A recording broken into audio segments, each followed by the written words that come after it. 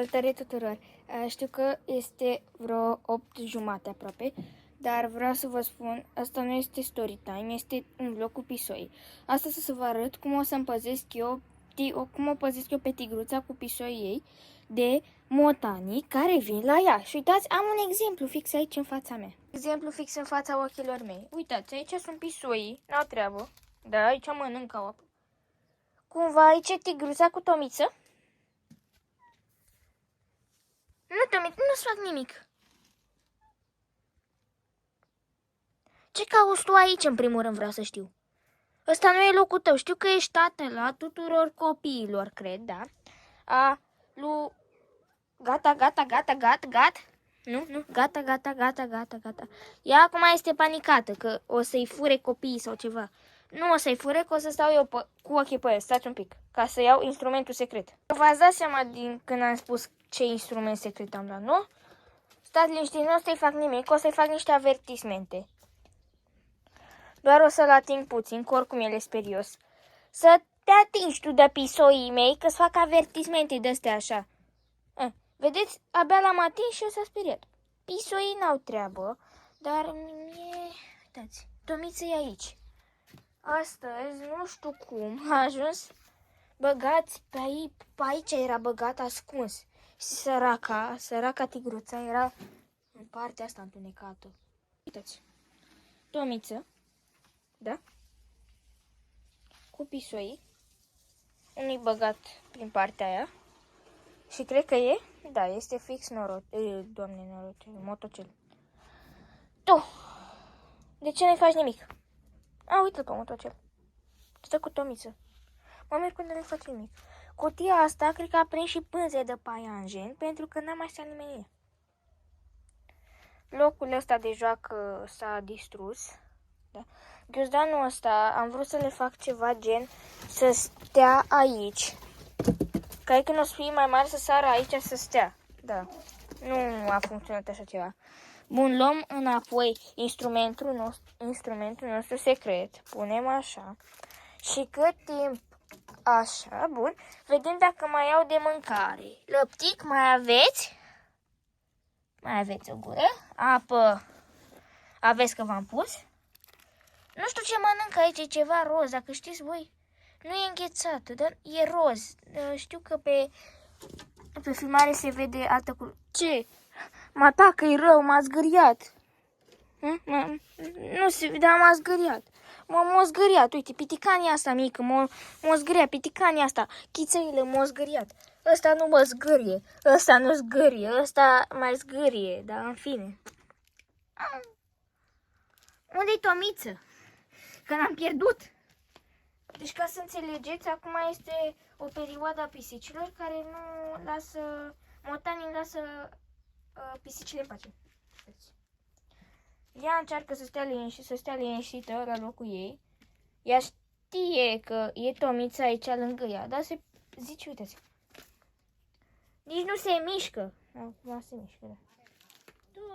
Tomiță, pleacă, te rog eu frumos de aici. Că acum o să fie pe drept, dar nu m-a lăsat telefonul să filmez ca lumea. Din păcate și din fericire o să-i facem primele avertismente al lui Tomiță. Să nu mai faci de astea, da, înțeles? Eu nu-i dau tare, eu îl frec așa pe spate. Eu nu-i fac nimic tare. Eu doar îi fac niște avertismente. Și avertismentele astea o să fie din ce în ce mai tare dacă nu face ce trebuie. Și pentru binele nostru, Tomiță, tu ar trebui să pleci de aici. Eu acum nici nu-i dau tare. Eu abia îl ating.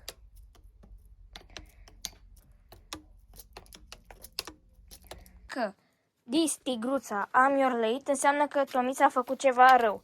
Și asta înseamnă că trebuie să-l gonim de aici. N-a plecat Tomiță, ce ți-am zis, mă? Eu te rog frumos să pleci, că-l bat. Eu nu-l bat. Pleacă, te rog eu frumos, pleacă, te rog eu. Te rog eu frumos, pleacă. O să vă dau mai multe detalii după ce încerc să-l conving pe Tomiță să plece de aici. Așa. Bun, după multe bătălii. Că din păcate m-a enervat și trebuia să iau metoda cea dură. De-aia am spus că mai bine nu filmez, că poate mă enervează, că așa face mereu. Bun, am mai creat un loc pentru pisoi. Mamă, da, m-a zgriat. Așa, am făcut aici un loc mititel. Da, care stăteau ei. Și acolo, aici le-am mai pus ceva, o vestă ceva și stau și acolo. Tigruța? Sper că ești în siguranță acum. Săraca a avut parte de foarte mulți pisoi, de foarte multe vizite, mai ales din partea lui Tomiță. Și mi-e milă de ea, săraca. Uitați-vă la el. Uitați-vă și voi la el. Cum stă acolo. Nu mai ai voie să intri aici niciodată. Doar atunci când o să crească pisoii mai. Până atunci stai afară. Am auzit o voce de pisoi străini. Și dacă aud eu bine, nu-i de-al meu. Eu îmi cunosc pisoi, dar nu știu de unde a venit. Nu știu de unde a venit. Arma secretă mereu trebuie să o țin lângă mine. Poate să fie orice. Dar nu-l văd. Nu-l văd. Aia e. E pe acoperiș. Nu-i. Deci eu acum am fugit după Tomiță cu armaleta mea secretă, da? Pentru că a făcut o prostie foarte mare legat de Tigruța. Și așa că acest motan nu trebuie să stea pe aici, pentru că mi-o distruge psihica. Că săracă Tigruța deja e așa. După ce care săraca 4 copii și nu poate să-i ține nici pe ea ca lume, mai trebuie să apară și el în viața ei. Unde ești, mă? Dați-l și voi unde e. Nu se vede, dar e fix acolo e. Doamne, Tomiță! Doamne ferice! Opa! Stați așa, că l-am găsit foarte bine. Stați! Doamne! Mă, Tomiță, mă! Uitați! Pisoiul ăsta e foarte obraznic și deja chiar m-am săturat, că face mai prostii. Mai există un pisoi care nu este al meu, este al lui vecinul și la fel la început de astăzi. Bine, ieri, alaltă, așa. A început să vină, nu l-am băgat în seamă, n-a făcut nicio prostie, nu nimica, dar parcă vedeam că tot stă acolo și am zis că poate pleacă. Și acum și săracul Silvester e traumatizat. Stați așa să vă arăt. Și Silvester e traumatizat, nu mai știe ce e cu el. Uitați. Săracul e speriat din toate părțile. Când aude ceva trebuie să se uite. Că... Tigruța? Nu o să întreb cum a ajuns acolo. Da, am vrut să spun că dacă nu o să mai postez zilele astea, de aia nu o să mai postez, pentru că trebuie să o apăr pe Tigruța.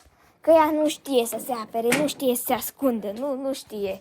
Ea stă acolo, o pun în, nu știu, o pun în ceva, într-o găleată, o găsesc pisoi acolo, stă, nu face nimica. Și acum mă miaună. Ce vrei, mă, că era să te mănânce tigru ăla, Tomiță? Miau degeaba. Și this girl, în loc să meargă la copiii ei, stă și-și roade și ascute unghiile. Mama mea, ce mamă bună ești, mă. Problema e că nu poate să vină orice pisoi, dar de asta nu e problema, poate să vină așa. Dar problema e că mă mai trezesc cu încă vreo 4, 5, 6 de astea așa, pisoi de ăștia mici. Unde mai ține și pe aia? Că abia întreține pe ăștia 4, dar îmi să mai aibă încă 7. Episodul acesta se va termina cu motocel care încearcă să mănânce și el ceva. Da. Acesta a fost... cam aici a fost acest episod. Dacă v-a plăcut, dați un like. Așa, și v-am spus, dacă nu o să mai postez din cauza asta, din asta este cauza. Știu că nu prea a fost cine știe ce. Mai avem un vizitator, trebuie să mă ocup de el.